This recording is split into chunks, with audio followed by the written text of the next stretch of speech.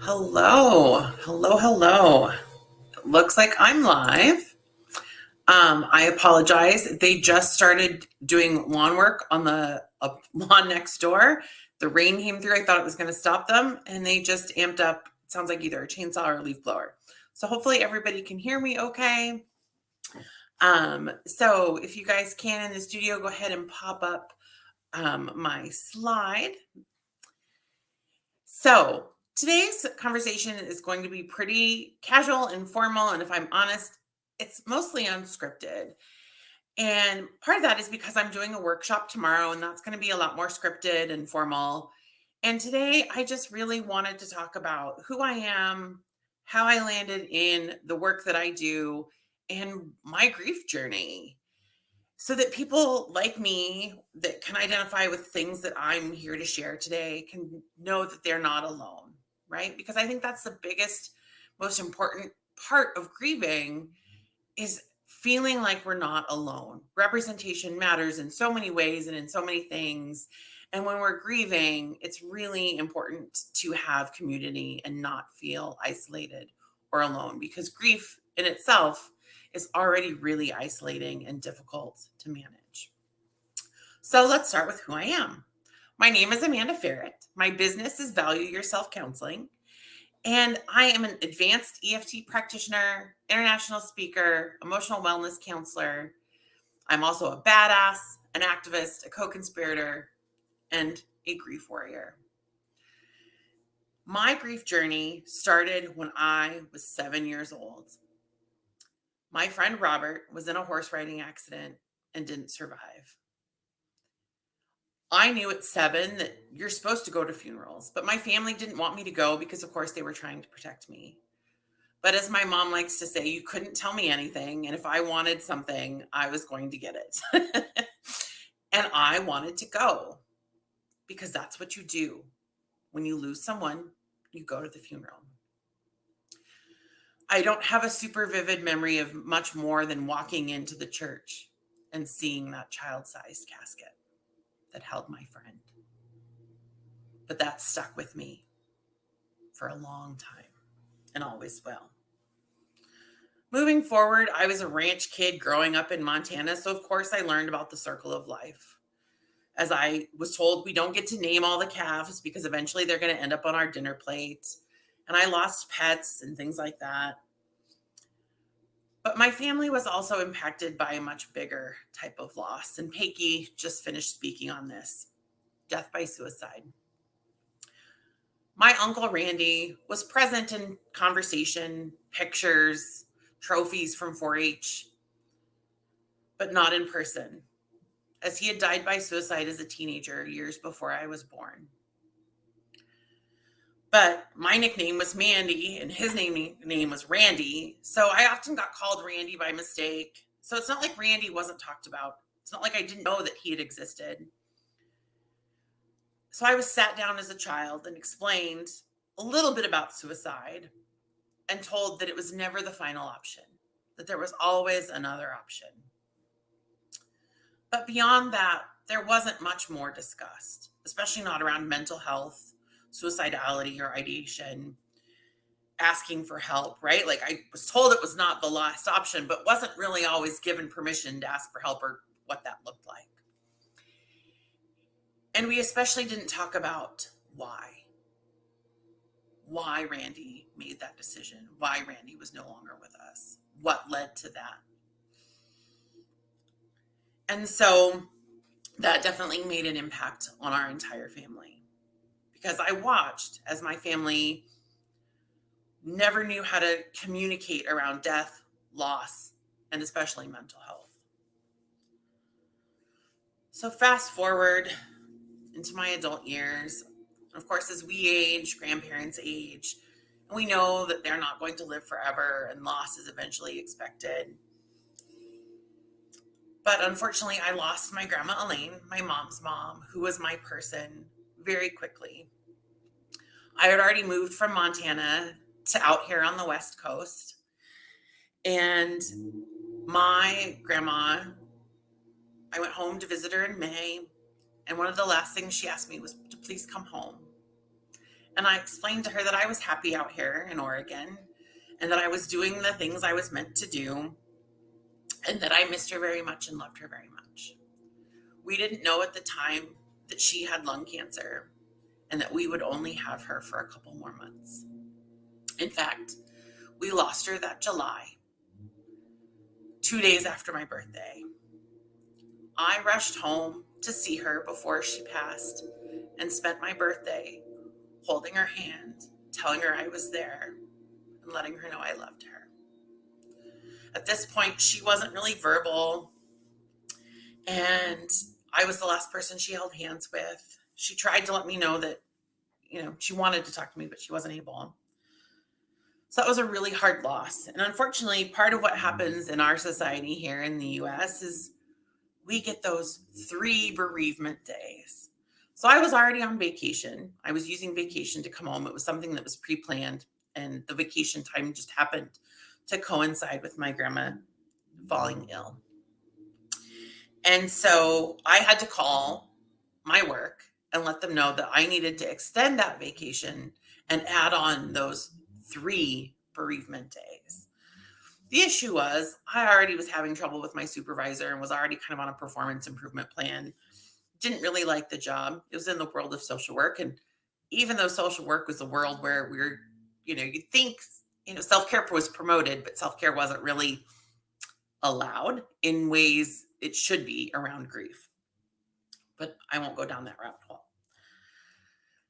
So I had those 3 extra days to be present for her services and then come home to Oregon and go right back to work. And I had to jump back into my work with children and families and act like nothing was wrong. Act like I hadn't just lost my favorite person in the whole world.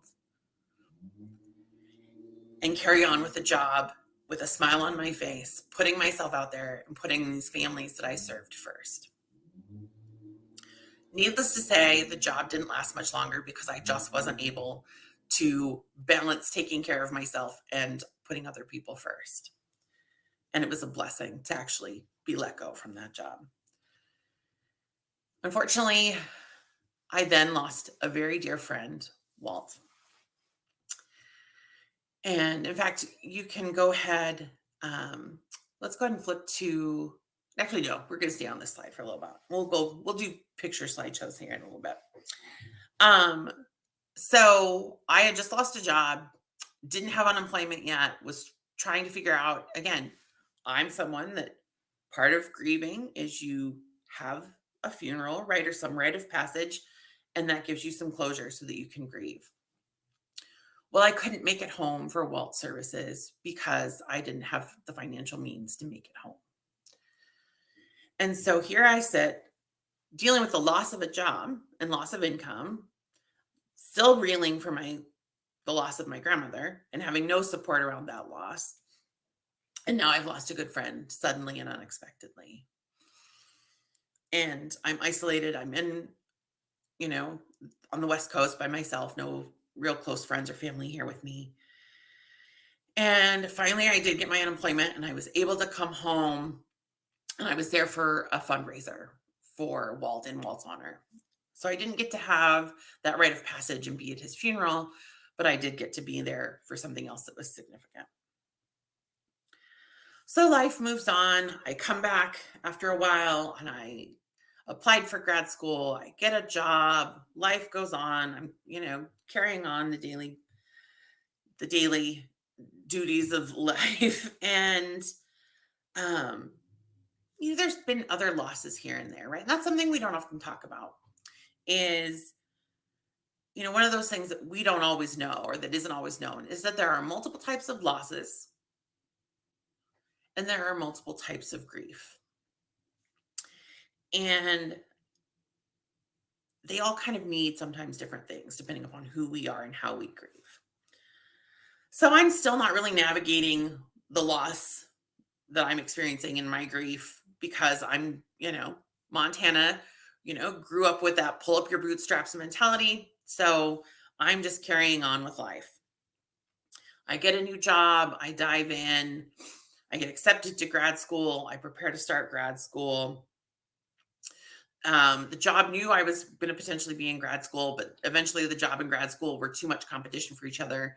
So left the job and just focused on school. Well, life decided that there always had to be something competing with grad school.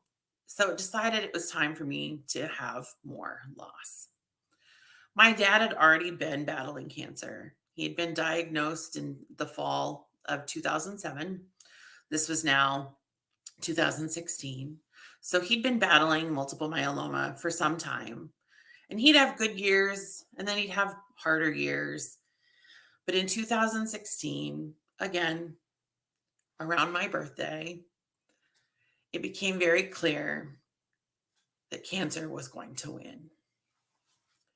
And so I made the decision to take a term off of grad school and come home to Montana and be there with my dad for his final weeks. But I'm going to backtrack and stick to my birthday that year. So my dad was in the hospital getting plasmapheresis to keep him alive and give him some more time. And that means he's hooked up to a machine. There's nurses present constantly because you're basically pumping the blood out, cleaning it, and bringing it back into the body. It's quite the process that I'm not fully aware of how that all works. But anyways, my dad couldn't call me on my birthday. And normally my dad was the first person to call me on my birthday. And my dad wasn't a super lovey-dovey kind of guy. In fact, the picture that I will show you. In fact, go ahead now that we are talking about my dad. If you guys in the studio wouldn't mind flipping to the next slide. The next slide will show my dad and a little bit of the character that he was. So, let's see here. Oh, I have control of my slides. All right, well then never mind. I will control my slides. So this is my dad. So as you can see by that first picture, my dad's quite the character. That is him wearing my Hello Kitty sunglasses. I was home for a visit and he'd found those. And I said, oh my gosh, you have to let me get a picture. But of course he had to, pose like that for the camera. So this shows a little bit about my dad. So my dad was not a lovey-dovey kind of guy, but he showed his love in very unique and special ways. And one of those ways was he was always the first person to call me on my birthday. I'm his first and oldest child. And he always loved to share my birth story and things about me being born and him becoming a dad. And so it was really hard because that year, July of 2016, I had to call my dad. He didn't get to call me. And I knew it wasn't going to be a normal conversation, but it was an important one because it was probably going to be my last for my birthday. So I called my dad and he put on as cheery of a voice as he could, wished me a happy birthday. We chatted. I was going to go camping with some friends and he told me to go and have fun because camping was something that we did as a family often and he always loved to do with us. And so he said, since I can't go and have fun for me. And he reassured me that the nurses were taking good care of him and that everything was all right. And I told him I'd see him in a few weeks. And that was that. And that was the last birthday conversation I did get to have with my dad. I went home the end of August. And my dad was gone September 20th of 2016. I got to spend 2.5 weeks of his life with him, being one of his primary caregivers, making him meals, having conversations, and doing all sorts of things with my dad. Part of what I didn't get to do with my dad, though, is my dad never got to see me be married. In his last couple of weeks, he did get to see my bridesmaid's dress for me being in my best friend's wedding, a best friend of mine that he knew very well. And he was very excited that she had found somebody and was getting married. But there was still that sadness clinging to the air of both of us knowing that he would never get to watch his daughter be married. And there was all sorts of other conversations that we had. Some we didn't get to have, right? Because there's never enough time. But that's part of my grief story, is losing my dad and being a fatherless daughter. Not long thereafter, I lost my good friend Haley. It was another sudden and unexpected loss. And unfortunately, because I was dealing with the loss of my dad, I didn't get to spend any time with her on that visit home to Montana. And so that lesson I learned there was always make time for those that matter, because you never know what moment will be your last. But beyond losing my dad and Walt and Haley and my grandma, I've also lost my dad's parents. So my dad passed in September of 2016. I went back to grad school January of 2017. February of 2017, I lost my grandpa. So took a break from grad school quick to go home, be with him as he passed, be there for his funeral, came back to grad school, finished out that fall, lost one of the kitties you see here, and then lost my grandma. And the losses just continued. So within a 15-month span, I literally ran out of fingers and toes to count all my losses on. Yet I was continuing on with life like nothing had happened, going back to grad school, again, trying to pull myself up and not taking any space for my grief. And when that happens, when you don't allow yourself to grieve, when there isn't space for all the emotions that come with grief, things fall apart. And I learned this firsthand because in January of 2018, my life imploded. I went back to grad school. After a winter break of watching my grandma pass away and burying her and coming back, and I was ready to go, or so I thought. And then again, I was in school for a master's of social work. So I had an internship where I was putting other people's needs before my own, and self-care was preached, but actually wasn't allowed space, or space was not created, right, for self-care to actually happen. And emotions weren't allowed, right? There wasn't a safe space for any of that to happen. And so I left school. I could no longer continue to operate in my life without space to grieve. And it finally came to me in a conversation, actually just yesterday, with a friend and coach of mine, that what had been missing all those years, and still kind of to this day, from society, from the outside world, from my grad school advisors, from my own family members and friends, was permission. Permission to grieve. Permission to miss my dad and tell stories and share my joy and my memories and my heartache.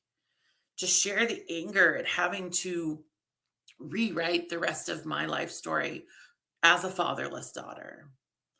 I was never given permission to share any of that. Or if I was, it was very small. Just a very small piece of permission was allowed.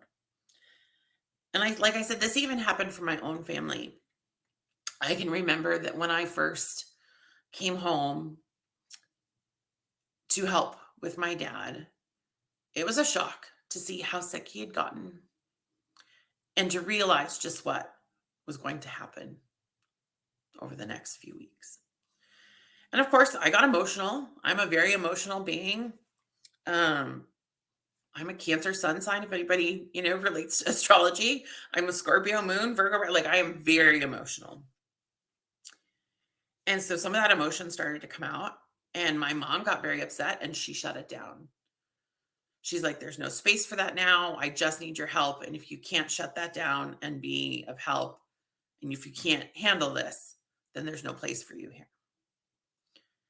And that was really hard. And I don't know if my mom even remembers that. It definitely wasn't meant in malice. She was at a point of being burnt out as a caregiver and she just needed some help and she needed me to be that help. But we're very different emotionally. We navigate things very differently. And so that was where permission was definitely revoked and denied. And I carried that forward because, again, I grieved very differently than my mom, my brother, my nephew, anyone else in my family, and than my friends. Because, again, very emotional being. And my friends hadn't experienced loss like I had, not to the magnitude, not in the relationships that I'd lost. So they did not know what to say. They didn't know how to be of support. I had the friends that tried. I had the friends that showed up the best they could. And then I had those that disappeared, that pulled back, pulled away because they didn't know how and they couldn't give what they thought they should or could need to. And so their answer was to pull away or disappear. So again, no permission and feeling very isolated while dealing with very difficult, very heavy emotions. So I left grad school to give myself permission to take care of myself, to give myself permission to put my emotions first, to give them space, to allow my grief to happen because I'd been holding it back for years. I hadn't been allowing my grief to come forward. And I had found a grief group through a local hospice and I was attending it even before I had lost my dad. I was attending it to deal with the grief of losing my grandma. But even there, I wasn't even fully given permission to grieve. And of course, not by the social workers that ran the program. They were wonderful. But a lot of the fellow grievers were widowers. And they did not often want to hold space or give permission for grief of people that weren't grieving a spouse. And so here I was in what was supposed to be a safe space for grief. And yet, even there, I didn't feel like I had permission to grieve the losses I had experienced because their loss felt to them more important because it was a spouse, a partner. And so I'm left again, even though I'm well resourced, right? I was learning how to be a social worker. I've worked in mental health my whole life. Here I am, very lost, very isolated, with no permission. So things got worse before they got better. Triggers were happening everywhere. I could no longer go to the grocery store, Target, or most other places in public because things like overhead music or a smell or a certain sight of something would often trigger my grief. And there would be a deluge of tears. And again, here in the US, we're working on it. We're getting better, right? We're having this global grief conference to help get rid of some of the stigma and to educate people on grief. But people don't often know what to do with somebody bawling their eyes out in Target in the middle of the aisle, right? Like that's awkward and uncomfortable, and people don't know what to do with that or how to navigate it.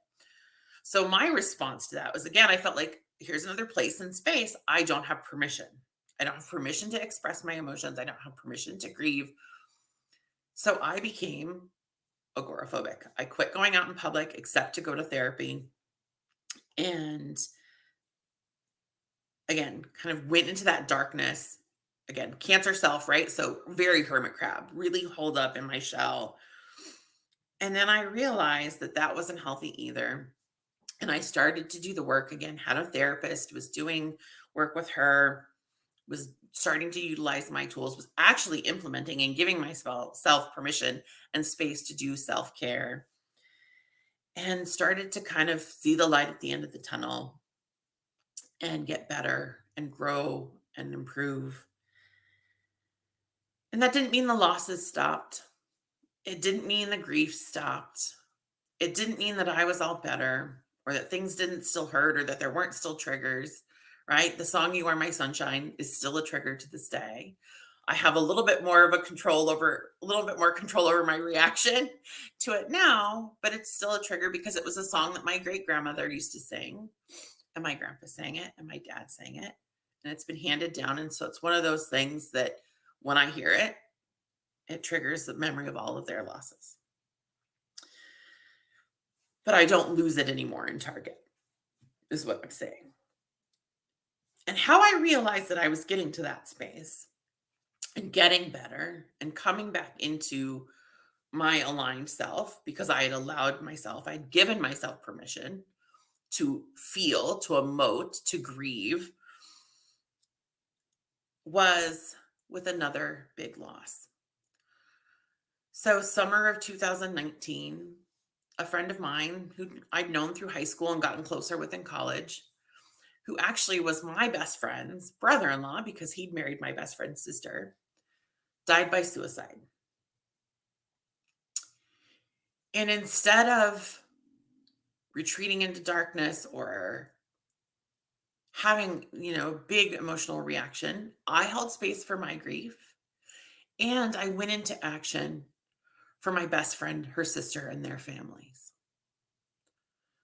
Even though I was 800 miles away, I was sending care packages, I was getting things lined up until I could get home. And then I made arrangements and I was home. And I was home for about 6 to 7 weeks. And in that time, I supported members of the family in various ways, whether that was sitting and sharing fun stories or holding space for harder conversations, doing things with the kids because he left behind a daughter and nieces and nephews. I made sure they had care bags and things to do at the memorial because a memorial service isn't always entertaining for young children, right? So I made sure the kids had snacks and activities and things to do during the memorial and just went into action mode and basically made myself of service and of use, but did so in a balanced manner so that I was still honoring my loss of a friend and honoring my grief while also holding and creating a really beautiful space for my best friend, her sister, and their families. So I came home from that trip and I realized that I was ready. I was ready to go back to work. I was ready to be of service. And I was ready to do something. Now, I knew I didn't want to go back and finish grad school for lots of reasons that I won't get into here today.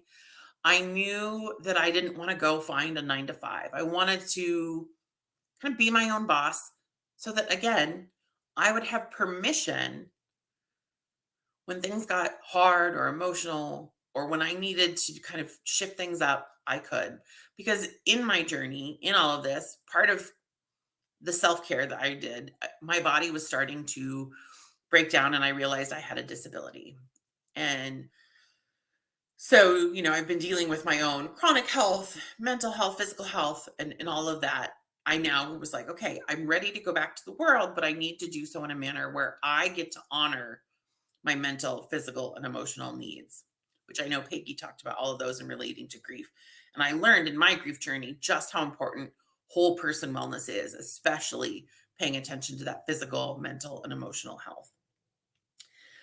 And so I sat down with a friend of mine who was a business coach, and we threw around some ideas, and I decided I was going to be a self-care and grief coach. So I started that out end of 2019, beginning of 2020. Then, of course, COVID hit and the pandemic kind of changed things. And I took it as a time because, of course, all these coaches and teachers and folks were showing up online to teach things. And I was like, I don't know how to be an entrepreneur. I know how to be a really good listener and a really good social worker, but I've never been in business for myself. So I'm going to go learn. So I spent most of 2020 learning. And in there, one of the coaches that I employed and followed and knew, and um, she had come on to her social media a woman named Jackie McDonald, and Jackie did EFT tapping. So at this point, I had done EMDR, regular talk therapy, hypnosis. I had done anything and everything I could do to try to work on my grief, my anxiety, all the things that were kind of holding me back from being, the best and healing version of myself I could at that time. Well, along comes EFT tapping, and Jackie did this live tapping. And within 2 minutes of following along with Jackie, I am bawling. I feel this huge weight lifted off my shoulders. And I realized there it is. There's the magic. There's the magic I need for my own healing. And there's the magic I need to bring forward into this world.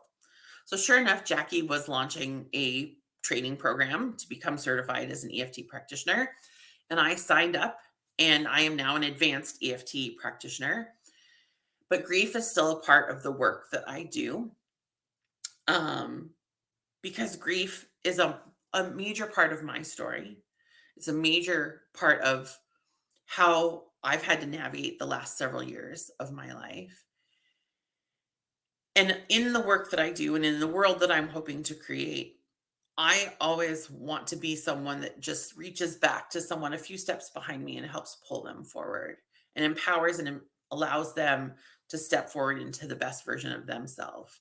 So grief will always be a part of the work that I do, because I want, and part of why this has been such an informal kind of chat today and me just sharing my story is because, again, I want people to know they're not alone, that while we all experience the multitude of types of grief and loss differently, right? That that's okay, that we're not alone, and that, again, we're working to destigmatize grief and loss and make it more of an acceptable part of conversations in our society. So I want to share one of my favorite grief quotes, and that is, grief, I've learned, is really just love. It's all the love you want to give, but cannot. All that unspent love gathers up in the corners of your eyes, the lump in your throat, which I'm definitely feeling today, and in that hollow part of your chest. Grief is just love with no place to go. And so I have felt that very much over the last several years. And there is now another part to, there was the 5 stages of grief. Well, now there's the 6th stage, which is finding meaning. And I have really dug in to that. So not only am I all about giving myself and giving others permission to grieve, but I'm also about that finding meaning, right? Because we've got this love, just because we've lost someone, and maybe it's not to death, maybe the relationship has just ended, right? Again, there's multiple types of loss, multiple types of grief, but something has ended and you still have this love to give, and it's now got no place to go, right? So it's feeling lost, you're feeling a little lost. And society, again, doesn't always give us permission to feel these emotions and know where to put them and know what to do with them or where to go with them. So part of my talk today is to give you that permission, give you permission to grieve, give you permission to feel all the emotions that come with grieving, to recognize that those emotions can be a full range. It can be anger, denial, even betrayal or shame, to joy and happiness, in remembrance and reveling in those memories. Because we are storytellers. And that's another reason I wanted this just to kind of be an informal kind of storytelling, is we are storytellers. We have been storytellers since the dawn of man.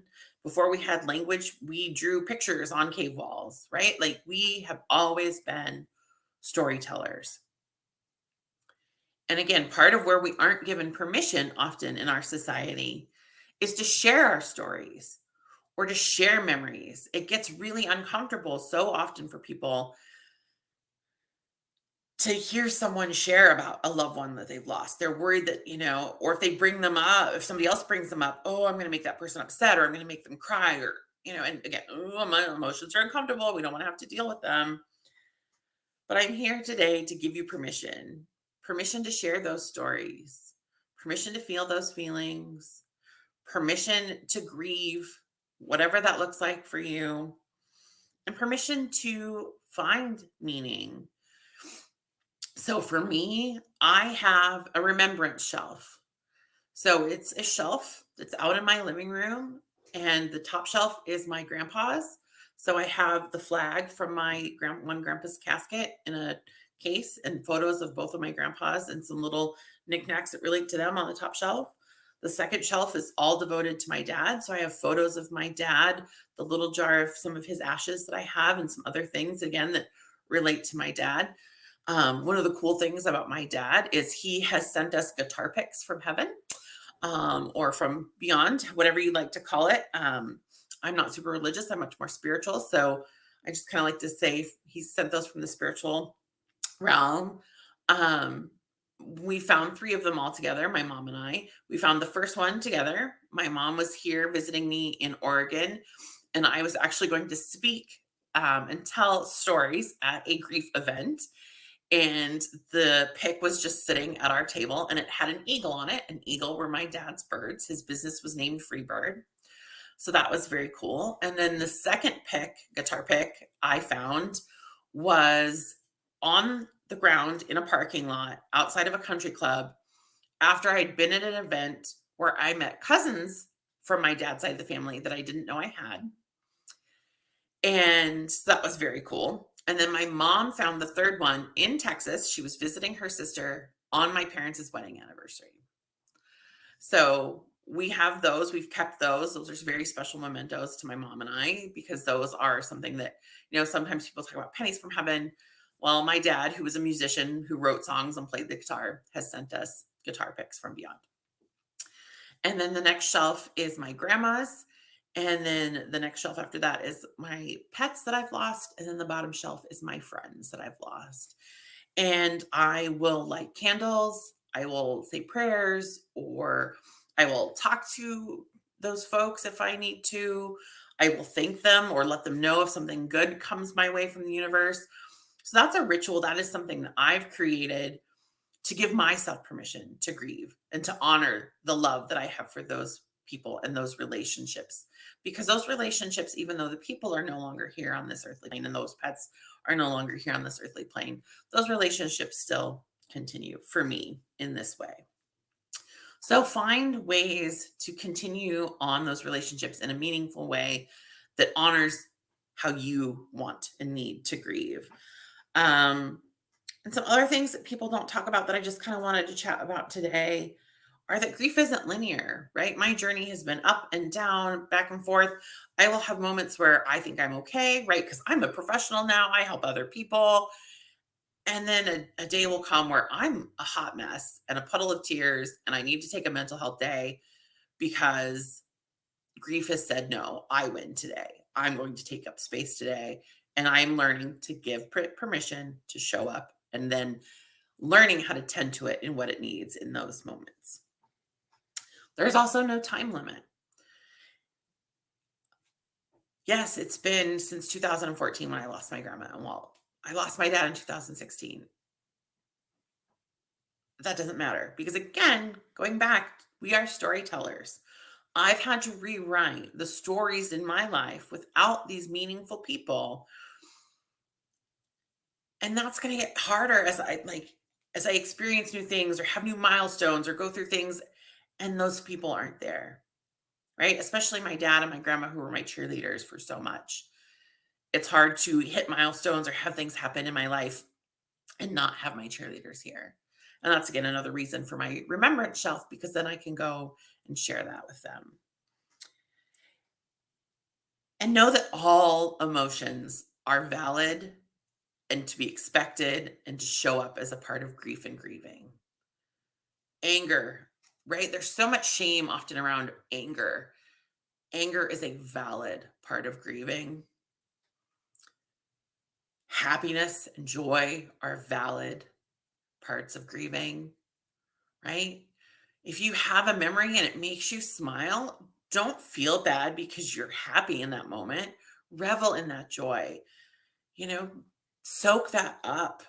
Bring that memory to full color and to full frontal, right? Full vision, HD in your mind and enjoy that. Don't stuff it away and shame yourself because we as society view, grief means you're sad. No, we can experience all things. And, I don't have a lot more else to say today. Again, I just wanted this to kind of be informal. So if you've got questions or if you've got comments, please pop them in the comments. And I would love to take any questions. Part of the work that I do, again, I'm going to be giving a workshop tomorrow at 1 p.m. PST, and that will be on EFT and using EFT for grief and all the emotions that come with grieving. So if you are interested in the work I do in EFT and grief, that will be at 1 p.m. tomorrow on the workshop streaming thread. But again, today was just so that you could get to know a little bit about me, know that, maybe there's things in my grief journey and my grief story that reflect in your grief journey and your grief story so that you feel a little less alone.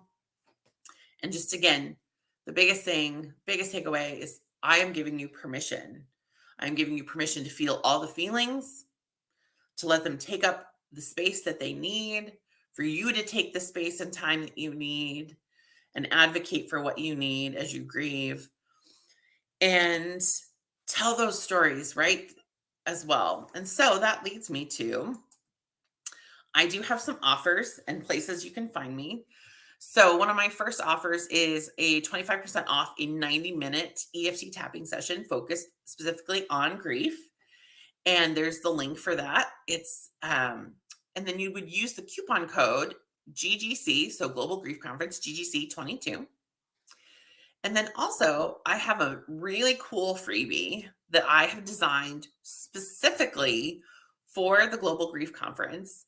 And that is all around permission. So you will literally get this little permission slip that I have designed that gives you permission to grieve and honor your emotions and tell those stories.